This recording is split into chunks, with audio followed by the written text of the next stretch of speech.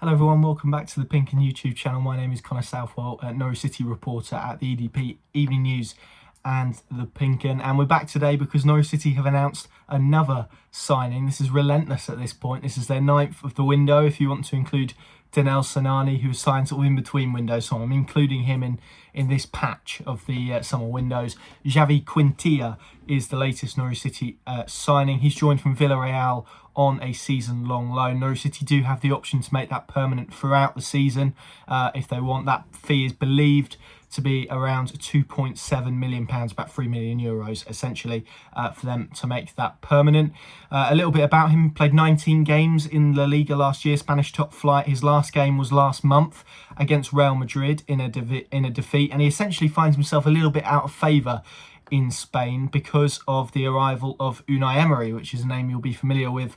The former Arsenal coach has taken over at Villarreal, and that means that with a couple of left backs coming back or from loan rather, and Alberto Moreno perhaps not fancied by Emery, that this is an area of the pitch that they're looking to strengthen and adapt and overhaul. And Quintilla, his departure is a pivotal part of that. Essentially, Norwich City they've been watching Quintilla for a long time. They like him. He's been a long-term target of theirs. His technical capabilities are something that they've identified as potentially matching up to Daniel Farke's philosophy, which anyone who's seen Norwich City play over the last 3 years will be able to tell you the fundamentals of that formation relies upon the technical capabilities of players. And that left-back position is an interesting one, and I'll come on to the ramifications perhaps of what it means for players already in that position.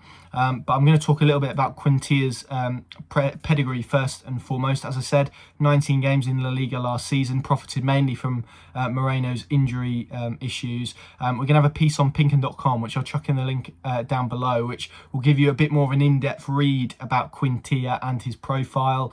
He developed in Barcelona's academy, for example, which is probably where that technical foundation that really sort of identifies him as a player, that's where that comes from. That's where that education comes from. And if we think about Stuart Webber and signings he likes to make, he has talked about players who develop in fairly high-profile European academies, and this is another example of that. Quintilla, of course, developed at Barcelona. You could even throw in Shimashev Pueta, who was part of RB Leipzig's coaching setup at one point. So there is a theme, I think, with Norwich City additions, and he certainly fits in with this. He won the UEFA Youth League in 2014. Some really key names in that Barcelona squad as well. Adama Traore, currently at Wolverhampton Wanderers, and he's like a cheat code when he gets running at you. And Meunier, who would have played for Sevilla the other night in their semi-final Europa League win against Manchester United. So plenty of quality in that Barcelona side, and we know what Barcelona's academy is capable of, and we only need to look to one man in particular, and that is Lionel Messi. And this is a player that Quintilla has trained with, and played against, and this is what makes it interesting. We've got, again, in that profile piece that I mentioned, that I wrote earlier this afternoon, we have got him talking about facing Messi and how that stood him in good stead, and the unpredictability of him, and he describes him as the world's best, which I think we can all agree is probably along the right lines. Lionel Messi is absolutely, well, in my view, he's the best player in the world. So to have that experience, to have that calibre of opponent every week is going to improve you. On the flip side of that, I did speak to Jamie Kemble, who is a Villarreal fan, also a sports writer at the Leicester Mercury, and he essentially gave us the lowdown on Quintilla in terms of the type of player he is. That he's very technical, very good going forward, quite athletic, but not particularly quick, which is interesting. And equally probably does need some refinement in his defensive positioning and tactical play.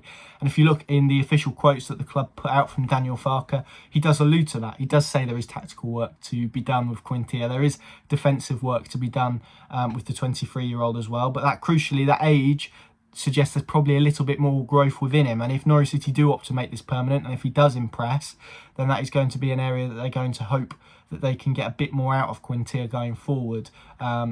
Going forward as in in time, not as in on the pitch. And that's an area that it looks like Quintilla is very adept at. He's very good at free kicks, apparently, so I'm intrigued to see that. But actually doing a lot of research into him, there's not a huge deal out there beyond his sort of Barcelona pedigree and his experience at Villarreal. Arsenal reportedly wanted him when he was 15, around the time of the Cesc Fabregas incident and the controversy that caused when they plucked him from Barcelona's academy. Alas, that didn't come off. He elected to go to Villarreal. He's spent a few years in their B team and has now really emerged as a sort of credible option, I guess, at left back. Unai Emery's looking to overhaul the squad, as I mentioned, and he arrives at Norwich City.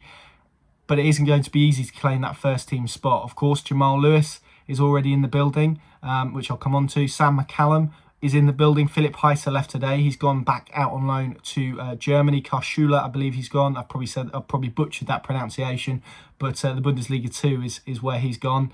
Still hasn't played a game in the league for Norwich City. His only appearance came against Crawley.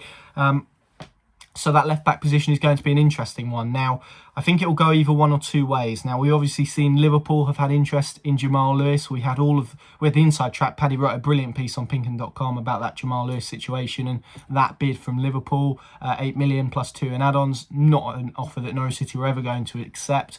They've subsequently signed a Greek left-back, essentially ending their interest in Jamal Lewis. However, Crystal Palace and Leicester City are reportedly sort of sniffing around Jamal Lewis as they look to continue their preparations for the Premier League. So if that does result in firm interest and a firm bid and a deal can be agreed, then that means that Quintilla will be joined by Sam McCallum as the left-back option. However, and again, it's a possibility it could go either way. If Jamal Lewis is a Norwich City player come the start of the season, come the end of the transfer window in October, then that will mean that Sam McCallum, who Norwich City have received plenty of loan inquiries for this window from Championship and from League One clubs, he will probably go out on loan. But again, I expect this to probably be something that is left quite late in the window unless something is struck up very quickly, essentially.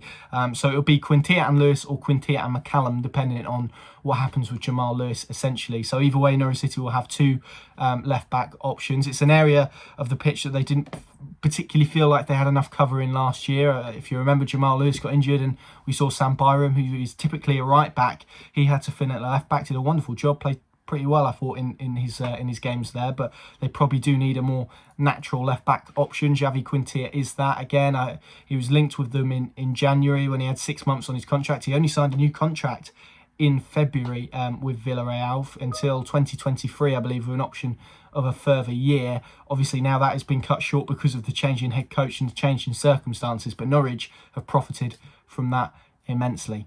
So there you go. Summer signing number 9, Xavi Quintilla in the building, left back. It's been a long transfer window. I expect now maybe we'll see some departures, but I don't think Norwich City are completely done yet in terms of incomings. Let us know what you think of the signing of Quintilla down below. What do you make of him, his pedigree, etc. Any thoughts, stick them in the comments section. Make sure you like this video and subscribe as well. I think the majority of you who aren't watching aren't subscribed, so help us push that a bit further up before the new season. Of course, plenty of Norwich City content to come your way. PinkUn.com, of course, is the place to go for all the latest Norwich City news, analysis, opinion, etc.